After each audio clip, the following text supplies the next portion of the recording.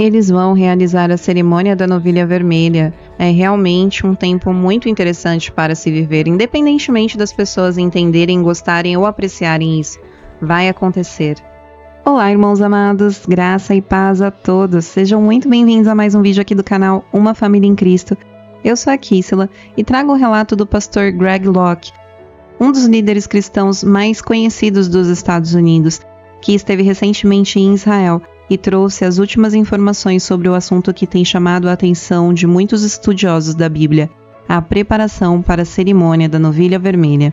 Essa cerimônia tem um grande significado dentro das profecias bíblicas e está diretamente ligada à construção do terceiro templo em Jerusalém.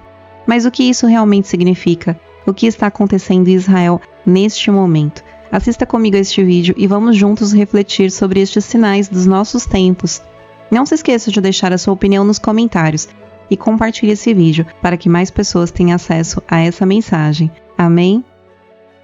Aqui em Siló, pela primeira vez em 2000 anos, temos 5 novilhas vermelhas kasher de verdade. Isso é realmente emocionante.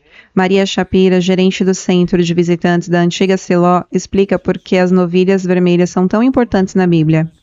A Escritura diz que para alguém entrar no templo chamado Casa da Vida, essas pessoas precisariam passar por um processo usando as cinzas da novilha vermelha. Ou seja, as novilhas vermelhas são literalmente a chave para o templo.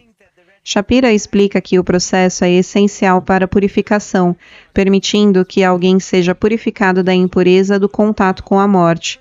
Se uma pessoa teve contato com a morte, seja em um funeral ou em um hospital, e deseja entrar no templo, a casa da vida cheia da presença de Deus, ela precisa passar por esse processo. Esse processo funciona assim: o sacerdote pega as cinzas da novilha vermelha e as mistura com água corrente de uma fonte natural, água viva. Na prática, ele está pegando a origem da morte e misturando com a origem da vida, e essa combinação se torna água purificadora. A tradição judaica ensina que as cinzas da novilha vermelha são necessárias para a reconstrução do terceiro templo. Alguns cristãos acreditam que o terceiro templo pavimentaria o caminho para os eventos do fim dos tempos. Até mesmo Hamas teria citado as novilhas vermelhas como parte da justificativa para a invasão de 7 de outubro, alegando que a mesquita de Al-Aqsa estaria ameaçada caso eles fossem usá-la para a reconstrução do templo. Os animais também são mencionados no livro de Números 19. Então o Senhor falou a Moisés e Arão, dizendo: Este é o estatuto da lei que o Senhor ordenou. Diga aos filhos de Israel que tragam a você uma novilha vermelha sem defeito, sem manchas, e que nunca tenha levado jugo. Você a entregará a Eleazar, o sacerdote, e ela será levada para fora do acampamento e sacrificada na presença dele. Para ser considerada apta, a novilha vermelha precisa atender a critérios específicos. Deve ser uma vaca adulta de pelo avermelhado, nenhum único pelo de outra cor pode estar presente. Nenhuma marca ou imperfeição pode ser encontrada nela. Jamais pode ter sido usada para qualquer tipo de trabalho. Aqui em Siló temos 5 novilhas vermelhas. 2 já foram desclassificadas, mas basta apenas uma para que o ritual de purificação do templo possa acontecer. Aqui estão elas, senhoras e senhores. Meu próximo objetivo é encontrar um fazendeiro que consiga produzir feno de qualidade. Feno que mantém as folhas e flores intactas, porque isso é melhor para a alimentação das vacas. Larry, o fazendeiro do norte da Indiana, é o responsável pelo cuidado das novilhas. É incrível fazer parte de algo que claramente vejo que Deus está movendo nos bastidores. Desde que cheguei aqui, vivi experiências inacreditáveis. Fiquei parado aqui em Siló e vi pessoas de todos os continentes de países que eu nunca tinha ouvido falar, vindo até aqui para ver as novilhas vermelhas. Algo está acontecendo em Siló. E Larry acredita que esse evento tem um significado bíblico profundo. Ideias que existiram por milhares de anos agora estão se tornando realidade. A ideia de uma novilha vermelha sempre esteve presente na tradição judaica por milênios, mas agora aqui em Siló isso está se concretizando. Exatamente como estava escrito em Gênesis 49. Algo está acontecendo aqui e está atraindo as nações, e são as novilhas vermelhas. Este é o lugar onde Ana orou por um filho, onde Samuel serviu ao Senhor, onde Josué dividiu a terra prometida entre as 12 tribos. E é um local que carrega muitas histórias na Bíblia. E agora também temos as Novilhas Vermelhas, algo totalmente novo. O orçamento para o centro de visitantes foi cortado por causa da guerra. Por isso, convidamos quem quiser ser parceiro desse projeto a nos ajudar. Isso é algo muito importante. Siló tem uma importância gigantesca. Foi a capital espiritual de Israel por 369 anos. Durante a nossa visita, o professor de Bíblia, Todd, trouxe esse grupo para ver as Novilhas Vermelhas. Isso é algo enorme. A guia que nos acompanhou menciona que parte do motivo pelo qual Hamas invadiu Israel foi por causa destas novilhas vermelhas. E segundo a profecia, elas têm um papel essencial na história de Israel. Até hoje, acredita-se que apenas 9 novilhas vermelhas foram sacrificadas para a obtenção dessas cinzas. Então, ver essas novilhas aqui em Siló, exatamente neste momento da história, parece estar alinhado com as profecias que estão se cumprindo. Estamos vivendo dias monumentais, tempos inacreditáveis. Pastor Greg Locke, é uma alegria tê-lo aqui conosco nesse relato diretamente do local. Pelo que vejo, você está no Muro Ocidental, na Cidade Velha de Jerusalém. Isso é maravilhoso, Pastor Greg. Eu entrei em contato com você para fazer essa entrevista porque vi que esteve com as Novilhas Vermelhas em Siló. Fale um pouco sobre isso. Você postou no X que estava lá e quando vi, pensei, ele está lá mesmo, vamos fazer uma entrevista agora. Mas na hora não deu certo e agora aqui estamos, com você ao vivo no Muro Ocidental. Então, me conte como foi estar com as Novilhas Vermelhas e qual é a sua visão, o significado profético disso. Bom, essa foi a terceira vez que tive o privilégio de estar em Siló com as Novilhas Vermelhas. Dessa vez foi uma gravação, mas aprendi bastante. Me tornei muito amigo do fazendeiro que cuida delas, o Larry, que é responsável pelas novilhas. Elas vieram do Texas há 5 anos.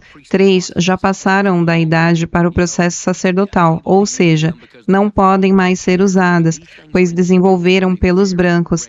Elas são inspecionadas regularmente de forma muito rigorosa. Atualmente, 3 delas ainda estão aptas para a cerimônia. Muita gente pensa que a novilha vermelha está ligada ao sacrifício pelo pecado, mas o problema é que essas pessoas não entendem a Bíblia nem a história judaica. O sacrifício da novilha vermelha não tem nada a ver com o perdão do pecado. Jesus já cuidou disso para nós. O sacrifício da novilha vermelha purifica o sacerdote da impureza da morte. Isso permite que ele possa, então, aspergir o sacrifício e produzir o que eles chamam de água da purificação.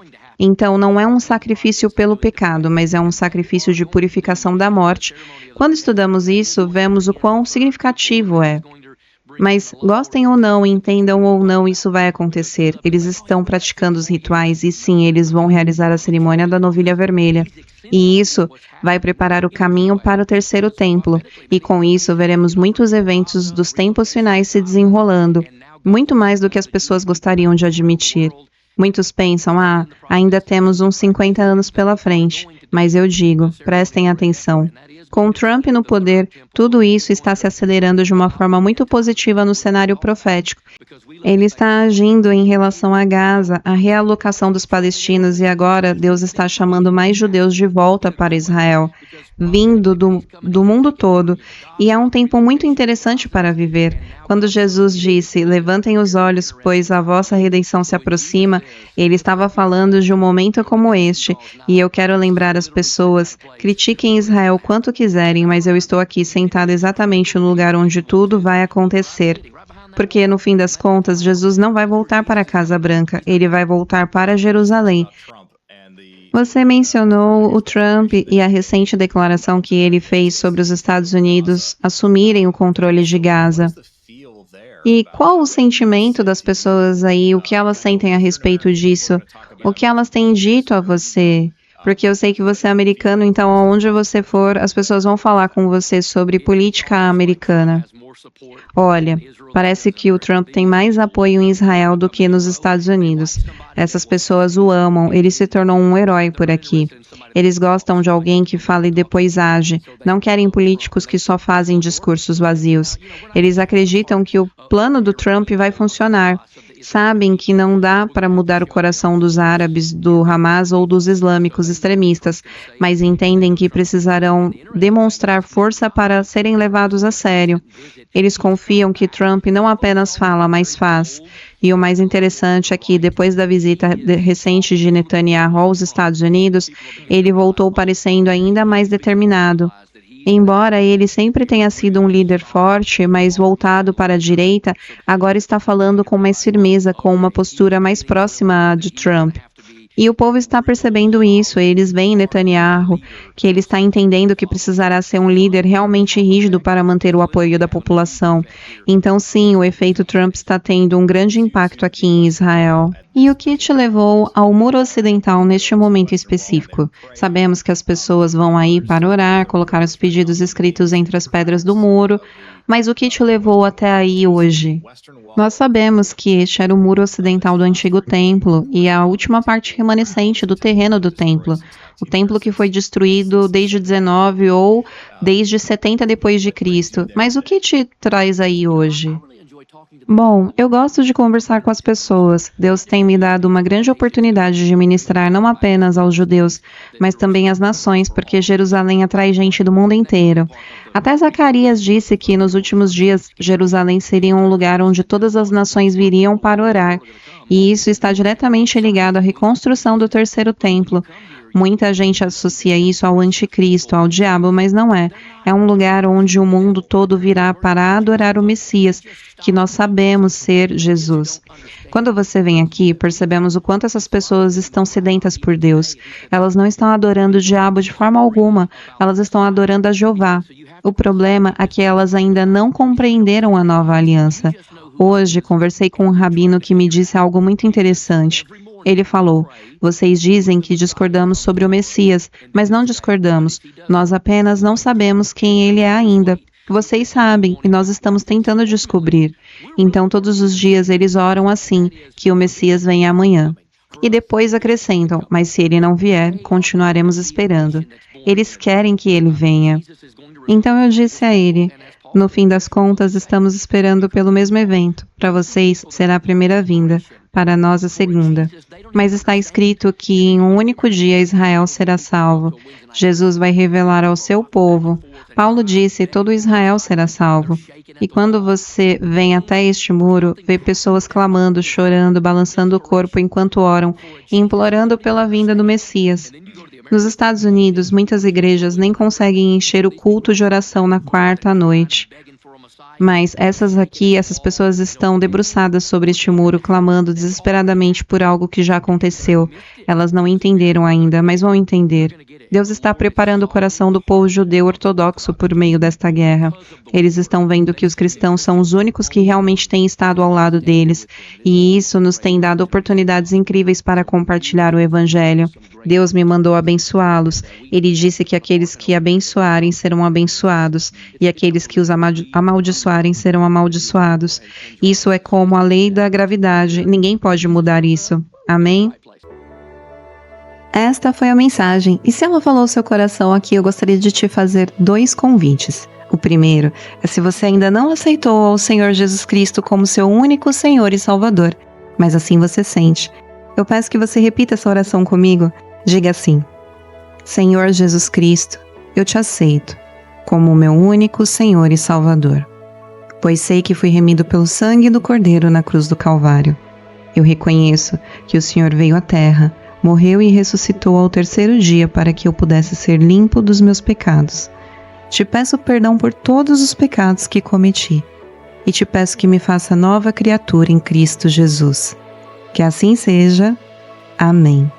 Seja muito bem-vindo à família de Cristo. E agora eu gostaria de te fazer um segundo convite. Todos os dias aqui no canal às 7 horas da manhã, nós lemos a palavra do nosso Pai e nos alimentamos do pão do nosso Espírito. Você é o nosso convidado mais do que especial e nós ficaremos muito felizes de ter você conosco. Espero que essa mensagem tenha edificado a sua vida. Se você acredita que Jesus está voltando, compartilhe esse vídeo. Se você já teve um sonho parecido, escreva aqui nos comentários. Nós nos vemos no próximo vídeo.